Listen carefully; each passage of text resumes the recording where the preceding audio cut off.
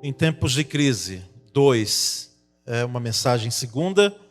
A primeira nós ministramos cerca de 2 anos atrás. E estou trazendo aqui o mesmo tema com outros aspectos relacionados a esse tema. Em tempos de crise 2. De forma que você pode acompanhar pela tela o material que está sendo projetado e assim nós podermos caminhar juntos nessa palavra bíblica, não é? Sobre esse tema. E convido você, nesse momento, a abrir sua Bíblia na segunda carta aos Coríntios, capítulo 4, os versículos 8 e 9. Vamos ler 2 Coríntios 4, versículos 8 e 9.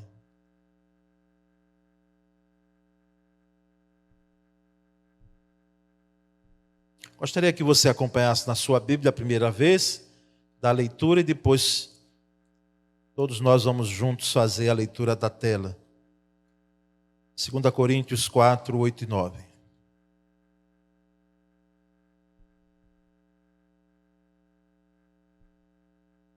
texto diz assim: em tudo somos atribulados, porém não angustiados, perplexos, porém não desanimados, perseguidos, porém não desamparados, abatidos, porém não destruídos.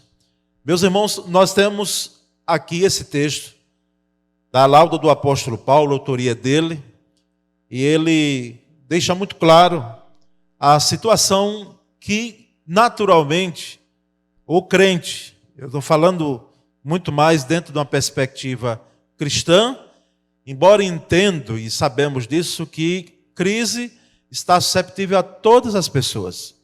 Mas por que eu trago essa palavra voltada muito mais para você que é crente, que é cristão? Porque diante de algumas crises que passamos, e todos nós passamos, de diversas formas, né? A crise ela vem de forma sociopolítica, econômica, vem através de uma enfermidade, vem através, enfim, de diversos elementos que atingem a nossa vida. E eu já vi, quem sabe você, crentes tendo dificuldade em lidar com o momento de crise. Porque é natural. Porque o que nós queremos é que tudo vai bem. As coisas ocorram tranquilamente, sem problemas. E quando surge uma crise, ela vem e ameaça a nossa vida, põe às vezes em xeque a nossa fé. Graças a Deus, nossa fé, como nós cantamos, está firmada no Senhor. Não está firmada nas circunstâncias, não é?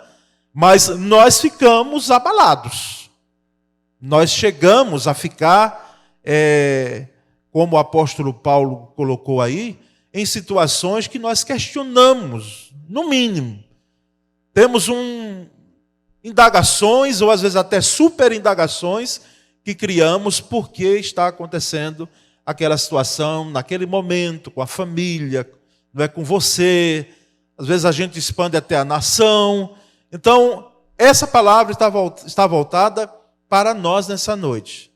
Nesse segundo momento, com temas que vão nos ajudar a termos uma leitura maior, mais bíblica, melhor, mais fundamentada na palavra em relação àquilo que nos acontece.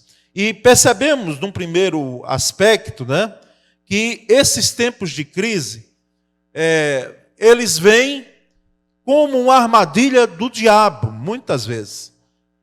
Por isso que esse primeiro aspecto eu não tenho como deixar de destacar. Em tempos de crise, esteja atento às armadilhas de Satanás. Eu sei que é possível que alguém espiritualize tudo, mas não é o caso desse pregador nessa noite. Porque às vezes nós temos a tendência de entender que tudo é diabo, né? A leitura espiritualizada, ou tudo é Deus, ou tudo, não existem questões humanas que estão envolvidas naquilo que nos acontece. E nós sabemos que existe.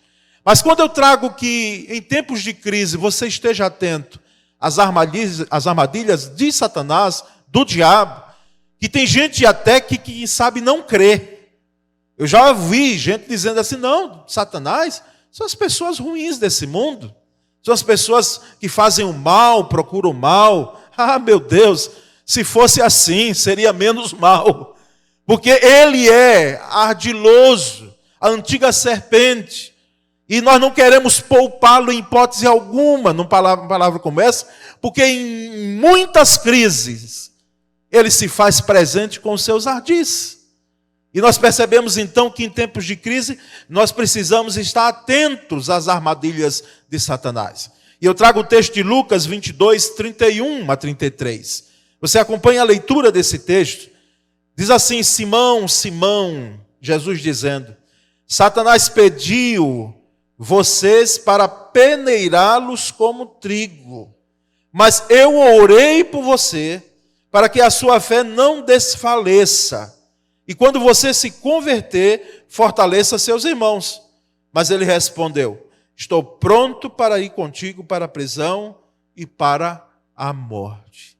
O contexto do texto, irmão, nós sabemos, nós somos afeitos à leitura bíblica, sabemos muito bem. Aqui Jesus estava prestes a ser aqui preso e ir até a cruz. Seria julgado e iria até a cruz do Calvário.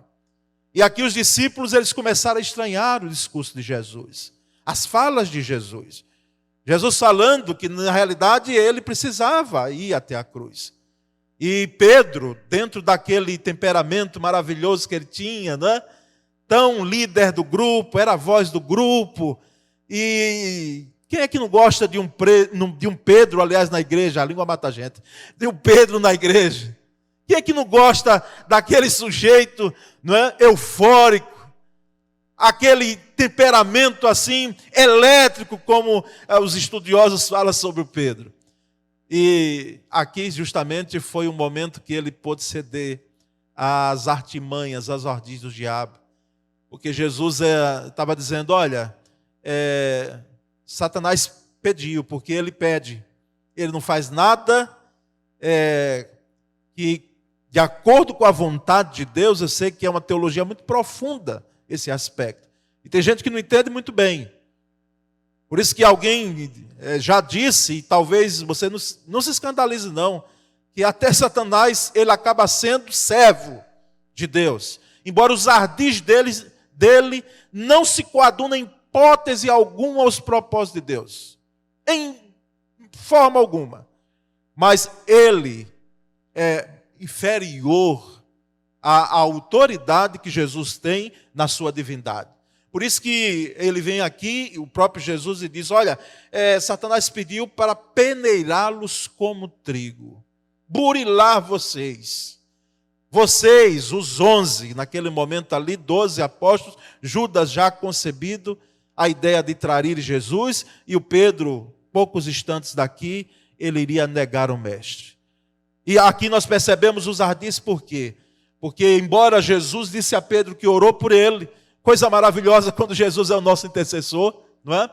Orei por você, Pedro, para que você seja de fato fortalecido, você não venha desfalecer. E quando você se converter, eu já vi gente perguntando, e Pedro não era convertido não, pastor?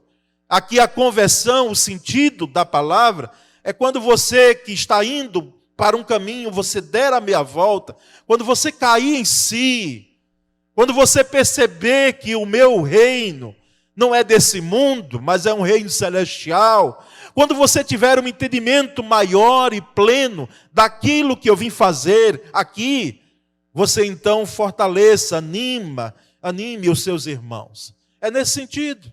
E aí nós poderíamos ter um Pedro silenciando, abaixando a cabeça, quem sabe, e dizendo, Senhor, tu sabes todas as coisas, como ele disse depois. Lá já naquele momento que Jesus encontra com ele, depois de ressuscitado, e Jesus questiona, Pedro, tu me amas mesmo? Tu me amas? Ele disse, o Senhor sabe todas as coisas. É um Pedro diferente. Mas aqui ele cai, irmãos, do versículo 33, de forma assim, muito jogada, muito lançada nas armadilhas do diabo. E ele respondeu: estou pronto para ir contigo para a prisão e para a morte. Eu estou pronto, eu estou seguro. E aqui, irmãos, nós percebemos que a cilada foi do diabo, mas o próprio Pedro, na sua prepotência, ele estava falando daquilo que ele não entendia muito bem. Não existe gente que muitas vezes fala coisas que não sabe? Assim foi o Pedro. Ele falou de algo que ele não tinha o conhecimento. Porque nós percebemos, e veja o segundo aspecto que eu trago em relação ao momento de crise, e no momento de crise é necessário reconhecermos nossas fraquezas. Em tempos de crise, reconheçamos que nós somos limitados. Que nós não somos prepotentes, ou potentes, pleno-potenciários. E o texto seguinte, um pouco mais adiante, no mesmo capítulo 22 de Lucas, tem assim, Lucas 22, 60 e 62. Pedro respondeu: homem, não sei do que você está falando. Falava ele ainda quando o galo cantou. O Senhor voltou e olhou diretamente para Pedro. Então Pedro se lembrou da palavra que o Senhor lhe tinha dito: antes que o galo cante hoje, você me negará 3 vezes. Saindo dali, ele chorou amargamente. Em tempos de crise, reconheça que você tem fraquezas, meu irmão, minha irmã. Para com esse negócio de você dizer, bater no peito às vezes, e dizer: não, eu posso tudo. E às vezes a gente usa textos da palavra, não é? Que estão na palavra sim, mas que eles precisam ser usados de maneira apropriada. Porque inclusive é muito usado: posso todas as coisas naquele que me fortalece. É isso que está na Escritura? É claro que é isso. Agora você precisa entender que esse posso todas as coisas, aí existe um elemento de fraqueza dentro de você. Porque você pode todas as coisas em Deus, no Senhor, e não na sua força, e não na sua habilidade, e não na sua pretensa lealdade. É admirável os sentimentos que Pedro tem, mas ele estava falando de algo que ele não sabia, e dentro dele tinha uma crise profunda, de incerteza, de insegurança. Porque aqui fica claro isso. Diante da prisão, já o contexto lá da prisão de Jesus, ele é apontado e diz: você não estava no meio não, seguir a Jesus, porque a sua voz, como Galileu, está denunciando. Alguém já tinha visto Pedro, é claro.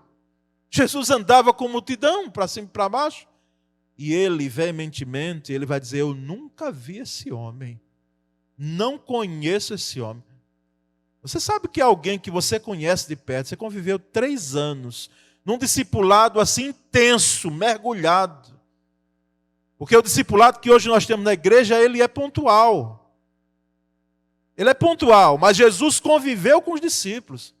Como nós vimos aqui na pregação do domingo passado pela manhã, os discípulos deixaram tudo, largaram tudo, deixaram as redes e seguiram o mestre. E agora Pedro veementemente vai dizer: eu nunca vi. Eu nunca vi. É como alguém chegasse para outra pessoa e dissesse: pastor Paulo Sérgio, nunca vi, não conheço. E eu na sua frente ali. Nunca vi esse homem, não conheço. E onde ele poderia reconhecer lá de trás. Porque não começa agora, irmãos. É um rolo compressor que vai, e parece que quanto mais a gente vai se enrolando, vai ficando pior. Vai ficando pior a situação. Porque essa prepotência de Pedro nasce justamente anterior a esse fato. E aqui nós percebemos então que precisamos, em tempos de crise, reconhecer nossas fraquezas, que nós somos falhos, limitados. Limitados. Olha, irmãos, não é pecado você reconhecer que tem fraquezas, não, viu? Não é pecado, não. Reconheça que você não pode tudo, como muitas vezes a gente tem lido e ouvido aí. O homem pode muito. As grandes empresas focam nisso, né? Para que as metas sejam alcançadas, os objetivos sejam alcançados. Hoje, a próprio segmento religioso, em alguns segmentos, né, tem colocado isso. Você pode tudo. E nós percebemos, irmãos, que nós temos muita fraqueza. E é Deus quem nos sustenta. Hoje nós estamos aqui, sustentados pela graça e misericórdia de Deus. Nós hoje estamos aqui porque nessa manhã, como diz lá em Lamentações de Jeremias, as misericórdias do Senhor foram renovadas em nossa vida. E nós temos fraquezas em nós. Temos fraquezas. E nós percebemos então, num terceiro aspecto, que em tempos de crise, nós precisamos descobrir quem são também os verdadeiros amigos que nós temos. Em tempos de crise, descubra quem são os seus verdadeiros amigos. E aqui nós temos o Salmo 55, versículos 12 a 14. Me acompanha a leitura, por gentileza. Diz assim: se um inimigo me insultasse, o Salmo é de Davi, eu poderia suportar. Se um adversário se levantasse contra mim, eu poderia defender-me. Mas logo você, meu colega, aqui é uma versão mais atualizada, não é? Meu companheiro, meu amigo chegado, você com quem eu partilhava agradável comunhão, enquanto íamos com a multidão festiva para a casa de Deus. O salmo é de Davi e o contexto é o seguinte: Davi tinha um conselheiro, um dos melhores conselheiros de Davi, chamado Aitofel. Aitofel era avô de Betseba, a mulher de Urias, que Davi usurpou quando a viu, e eu tenho para mim, já compartilhei com os irmãos aqui, que Davi, penso que não foi apenas uma vez que ele olhou para Betseba, não. Porque essas coisas não surgem apenas em um primeiro olhar. Era a esposa de um valente dele, inclusive alguém, Urias, era um heteu, ou seja, ele não era judeu, não era um hebreu, era de outra nacionalidade, mas era um homem que dava vida pelo rei, porque os valentes de Davi, numa batalha, quando a coisa ficava feia mesmo, não é? Difícil para o rei, porque Davi, ele não apenas fazia a batalha do palácio, como hoje alguns governantes fazem, né? Presidentes, olha, ataque ali, tem liberação para isso, mas fica lá, sentado na poltrona no gabinete. Davi não, como também naquele tempo os reis iam à guerra. Eram os primeiros, muitas vezes, a ir na frente do seu exército. E nós percebemos que por essa atitude, por esse adultério, por esse pecado de Davi, quem sabe, Aitofel ficou com aquela mágoa porque a neta dele, Betseba, embora teve um filho do rei Davi, Salomão, mas a vida dela foi exposta. E Davi também mandou matar, olha que coisa. Eu pergunto aos irmãos, será que Davi faria parte, né, da membresia de uma igreja evangélica hoje? Né? Ele mandou matar Urias, através da própria mão do Urias, quando leva para Joabe a informação de que colocasse o Urias no pior cerco da batalha, no pior local da batalha. Então, quem sabe Aitofel, com aquela história agora, do seu coração, uma mágoa, porque não há coisa pior do que a amargura, sabe, irmãos? Rancor, mágoa, vingança do coração. Quando Absalão, filho de Davi, cheio de sangue nos olhos contra o pai, de ódio contra o pai, porque Davi foi, sabemos muito bem, foi um grande guerreiro, um rei de Israel, um homem, um poeta de primeira categoria, um homem segundo o coração de Deus, mas ele teve muitos problemas na família. Ele não soube pegar os filhos e botar no colo e beijar e disse: meu filho, vem aqui, senta aqui com seu pai, o que é isso que você está fazendo? Não teve a condição muitas vezes de questionar os seus filhos, porque é impressionante como essa geração, atenção adolescentes e jovens, às vezes quer peitar os pais. Às vezes quer colocar diante dos pais como se fossem dono do próprio nariz, debaixo do teto de papai e de mamãe. Se tivesse fora, estava errado. Imagina dentro. E Absalão foi um desses que Davi deixou distante. Ele sabia que aquele rapaz tinha sérios problemas. Porque também Absalão não tinha uma índole boa, não, convenhamos.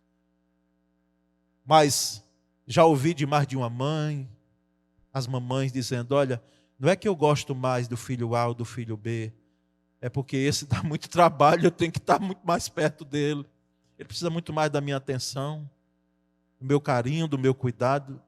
E às vezes a gente, quando é pai, eu falo isso com propriedade porque sou pai. Muitas vezes nós queremos criar de forma diferenciada os nossos filhos. A filha é criada com todo cuidado, né? O horário de chegada. Olha, pode passar desse horário. Todo zelo. E está certo, é isso mesmo. Não está errado não. Agora, às vezes os rapazes, os homens, nós criamos de forma diferenciada. Criamos. E Absalão teve o pai como inimigo. E ele adentra Jerusalém. Davi sai correndo com alguns, mas Aitofel fica. E Aitofel vai ser agora aquele que era conselheiro do rei Davi. Aquele que tinha, como Davi disse, as palavras como favo de mel. Aquele que tinha a voz mansa para aconselhar.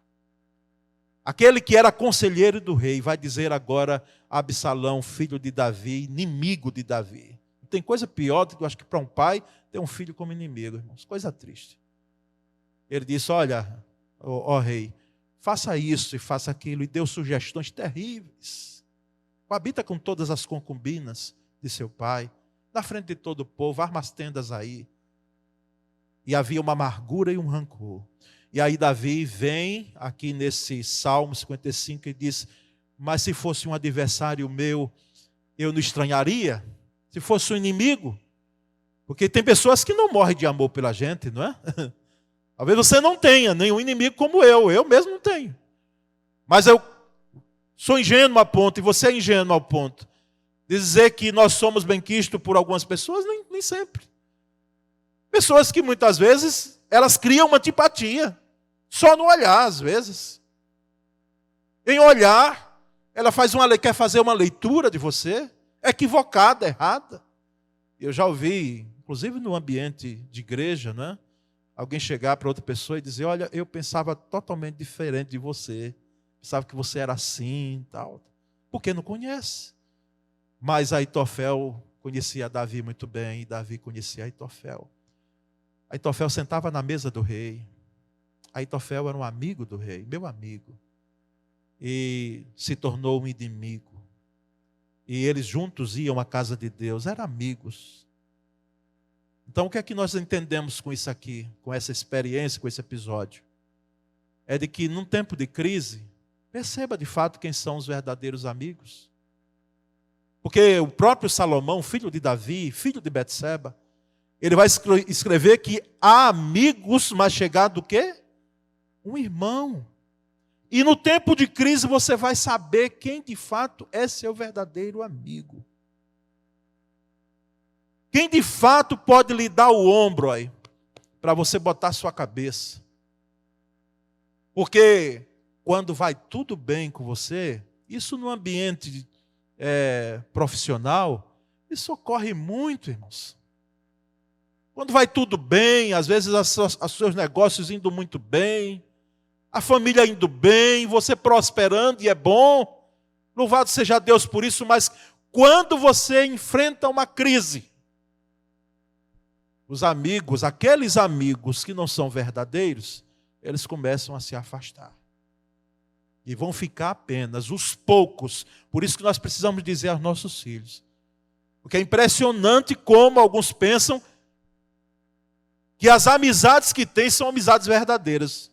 E precisamos dizer a eles que se as amizades, elas são amizades interesseiras, são amizades que muitas vezes caminham, levam a caminhos que não são caminhos de Deus, não são caminhos saudáveis.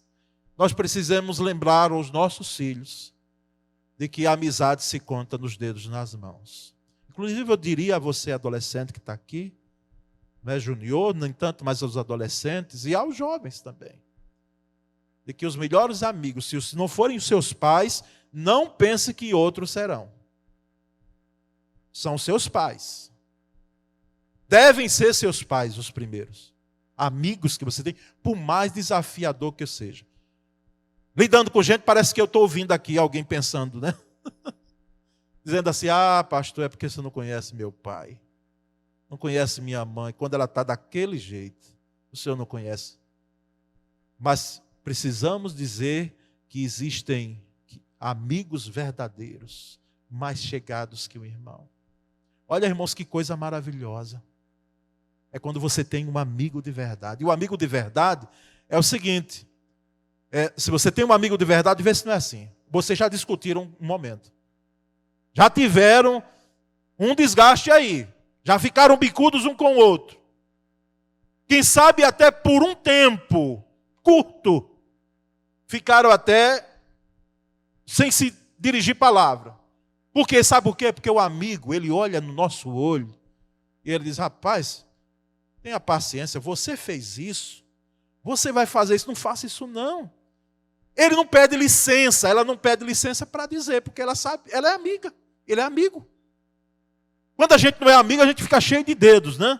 A gente faz uma história, volta, faz aquelas revoltas, voltas na palavra. Não, o amigo chega e diz logo. Isso às vezes causa incômodo a gente ouvir. Mas esse mesmo amigo que fala, e não precisa ser indelicado não, ignorante não, para falar a verdade. O amigo que é verdadeiro, ele fala porque ele conhece. Se é amigo, ele sabe. Me permita a expressão, os seus podres. As suas vulnerabilidades, conhece. Mas uma coisa é certa, se você tem esse verdadeiro amigo, essa verdadeira amiga, agradeça a Deus, porque assim como Ele lhe conhece, assim como Ele lhe confronta, assim como Ele não dá tapinhas nas costas quando vê que você está em erro, corre em erro, mas Ele também lhe dá o ombro.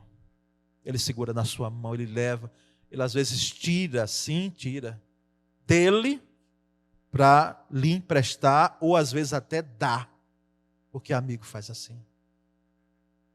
Então, num tempo de crise, perceba, meu irmão, minha irmã, quem são os seus verdadeiros amigos. Porque pode ser que você esteja iludido. E o que eu vou fazer, pastor? Sim. Percebendo, faça uma leitura outra de como lidar com essas pessoas. Porque elas lhe deixaram em um momento que você mais precisava. E não quer dizer que você não vai dirigir palavras a elas. Não. Mas quer dizer que elas não estarão no seu quadro de amigos. Mas nós vamos percebendo adiante, irmãos, que em tempos de crise, e esse é um último aspecto, nós não devemos esquecer que Deus reina sábia e poderosamente. Num momento de crise, num tempo de crise, nós não devemos esquecer que Deus reina sábia e poderosamente. Amém? É isso mesmo, reina. Porque embora a crise se instaure, e ela vem, e ela fica, e às vezes a gente não tem nem o tempo. Porque existem algumas coisas que a gente sabe o tempo, né? Vem e está com tempo determinado. Começa tal hora, começa tal dia, tem uma data. Termina tal dia. E tem crise que a gente nem sabe. Ela nem avisa. Foi um aspecto primeiro que eu trouxe na primeira mensagem. As crises surgem de maneira inesperada, é como uma tempestade torrencial que surge sem mandar aviso, sem mandar mensagem de WhatsApp. Olha, estou chegando, estou indo por aí. Se prepare, não, chega. E quando vem, meus irmãos, muitas vezes já vi crentes, porque são humanos, somos fracos, né? Temos fraquezas, mas não devemos nos conformar com as fraquezas, essa é a palavra. Porque fraqueza nós sabemos que temos, mas existe um Deus maravilhoso, forte, poderoso, soberano, que eu e você, nós adoramos, seguimos, professamos. E Daniel capítulo 2, versículos 20 a 22, diz o seguinte: disse, louvado seja o nome de Deus, para todos sempre, a sabedoria e o poder a Ele pertencem. Ele muda as épocas e as estações, destrona reis e os estabelece, ó Deus poderoso. Dá sabedoria aos sábios e conhecimento aos que sabem discernir. Revela coisas profundas e ocultas. Conhece o que jaz nas trevas e a luz habita com ele. É o Deus poderoso, soberano, que jamais devemos esquecer que reina soberanamente, mesmo que tudo ao seu redor pareça um caos, e de fato se instaura como um caos. Fico pensando, meus irmãos, o cenário caótico, desolador, que o povo de Israel, o reino do sul, o reino de Judá, vivenciou quando os babilônios, Nabucodonosor, veio com a sua tropa. E Abacuque questiona, você que nunca leu o livro de Abacuque, leia. Abacuque é irmão nosso, muito parecido com a gente.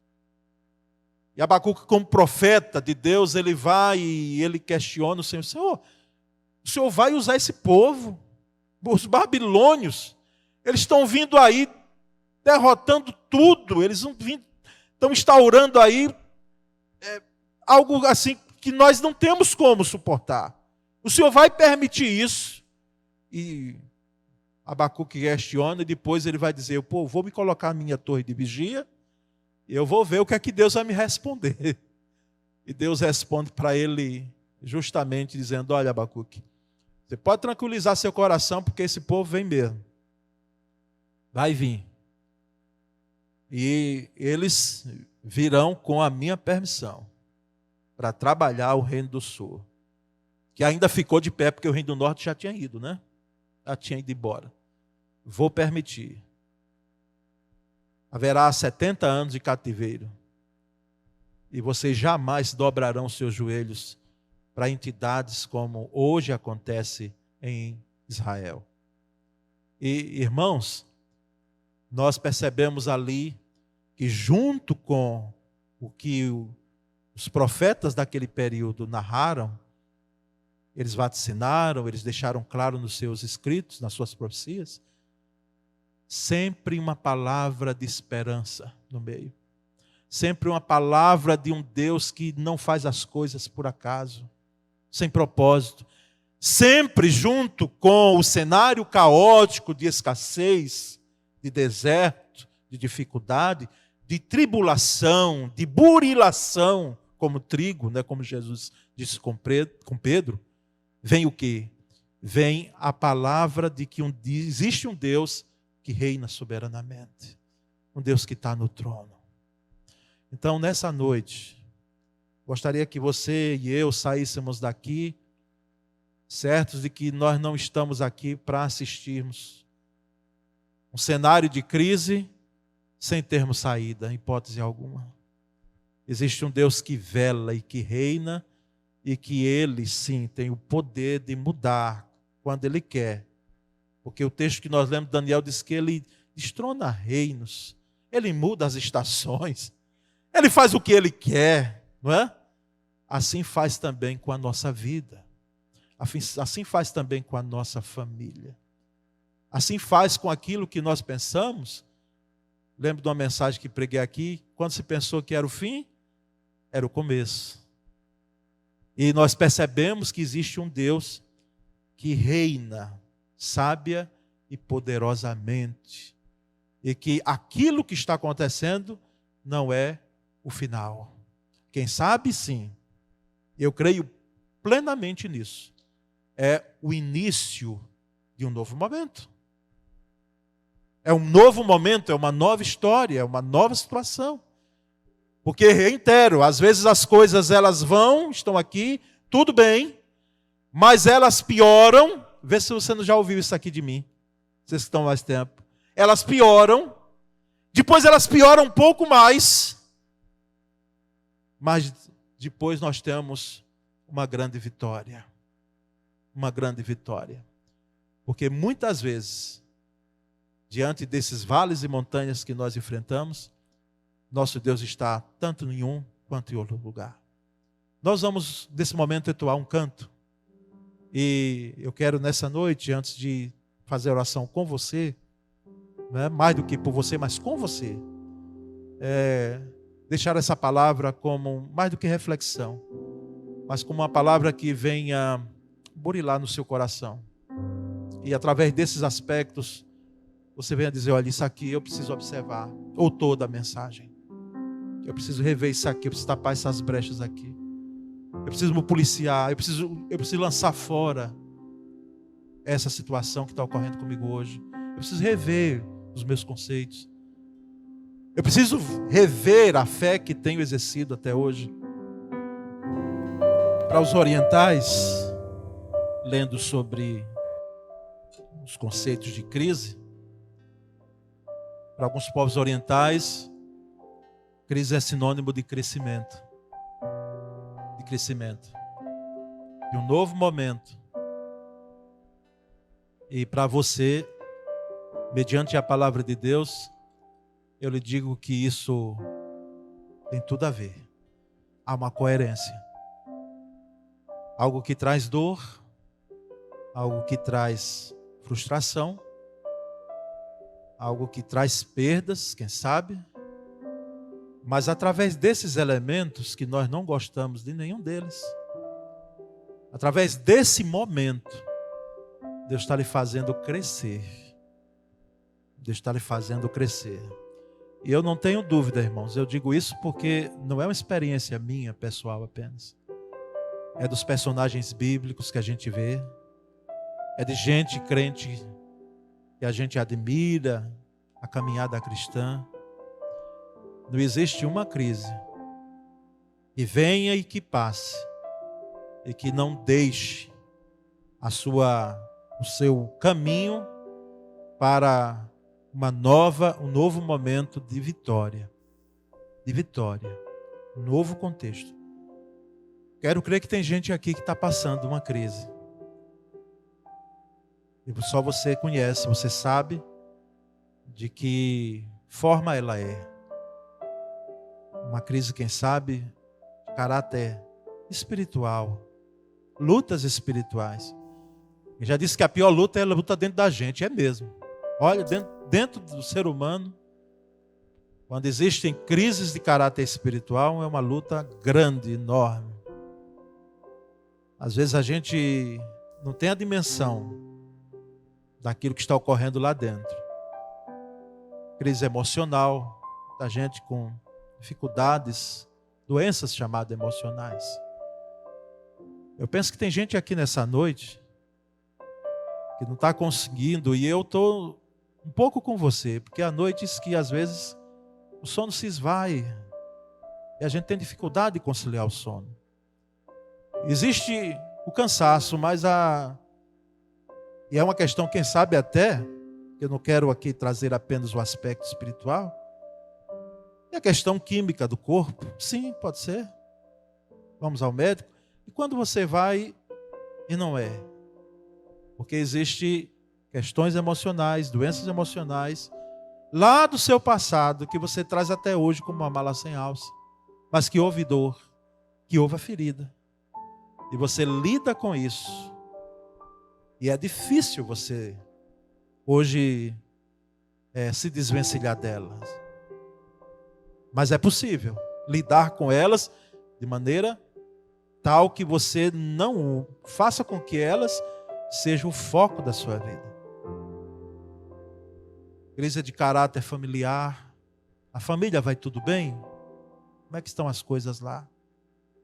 Na família. De caráter de trabalho. Uma insegurança. Você chega às vezes no trabalho e alguns colegas você vê irem lá para aquela sala onde é assinado a dispensa. E fica um clima, e às vezes tem colega que não coopera, né? Está dizendo, quem será o próximo? É porque é uma insegurança mesmo. E quem sabe isso tem mexido com você e mexe mesmo. Uma crise de algo que você não quis, porque tem vezes que a gente coopera com a nossa irresponsabilidade, me permita.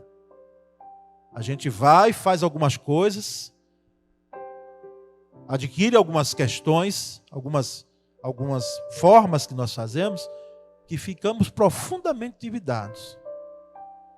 Conhece gente assim? Mas isso foi uma imprudência.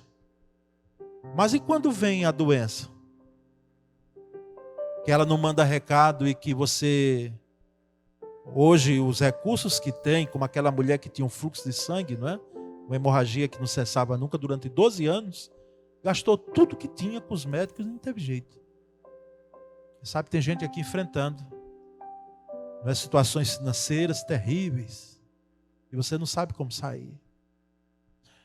Enfim, eu não vou estar aqui nominando o nome de crise, aqui colocando, aliás, nomes às crises. Você sabe que você tem passado. Eu gostaria que, se você tem enfrentado, independentemente de qual seja, muito propício hoje às crises existenciais, ainda no mundo de hoje, com os nossos jovens, com os nossos filhos, crise de fé com crente, né? Tá tudo bem, e às vezes até de maneira eufórica na fé, mas de um momento para outro começa a se ter uma crise de fé. Começa a se desconfiar, que Deus é esse?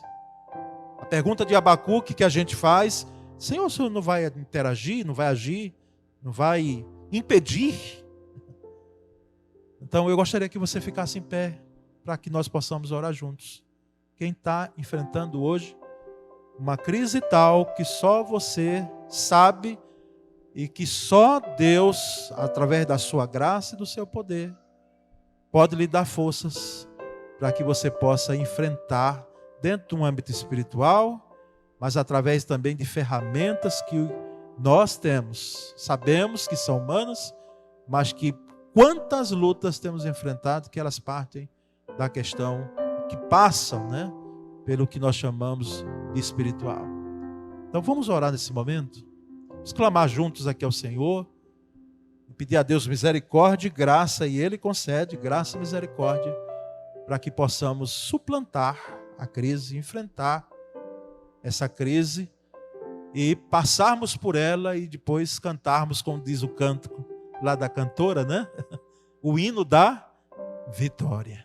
Vamos orar juntos. Senhor Deus, nós bendizemos, porque esse é quem Tu és, Deus de promessa, de milagres, que abre caminho no deserto, luz na escuridão. Esse é quem Tu és, Senhor. Muito obrigado, porque nós sabemos que não seguimos, não professamos uma fé num Deus que não vela, que não olha para nós. Ao contrário, está tão perto de nós. E nesse momento nós levantamos nossa voz em nome de Jesus. Eu aqui levanto a minha voz e clamo por todos aqueles que estão em pé nesse momento. O Senhor sabe muito bem, mais do que eles, a crise, a luta, as tribulações que tem passado.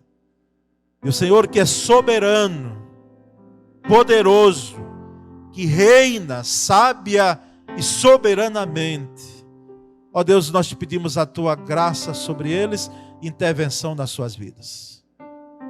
E ó Deus, o cenário que hoje é de escassez e caótico, como falamos, ele começa a ser modificado através de uma ordem Tua, de uma palavra Tua, para a honra e glória do Teu nome, Senhor. Ó Deus, enche esse coração de fé, de confiança no Teu poder, uma visão do trono da graça de Deus, inclusive para que ela possa ter caminhos mais avaliados pelo crivo da palavra, Senhor, como nos observamos aqui. Ó Deus bendito, essa é a nossa oração. Nós a fazemos em o nome de Cristo Jesus. Amém.